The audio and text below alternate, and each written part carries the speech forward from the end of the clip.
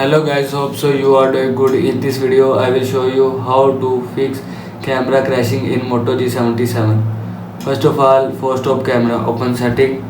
Now in settings scroll down, click on apps. Now here you will see app, search camera app. Now click on camera. Now click on force stop. After click on force stop, camera will be force stop from your phone. Now go back. After that, restart device. Swipe down, open quick setting panel.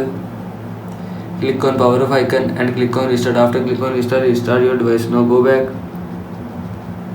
After that, clear camera cache. Open setting. Scroll down. Again click on apps. Click on camera.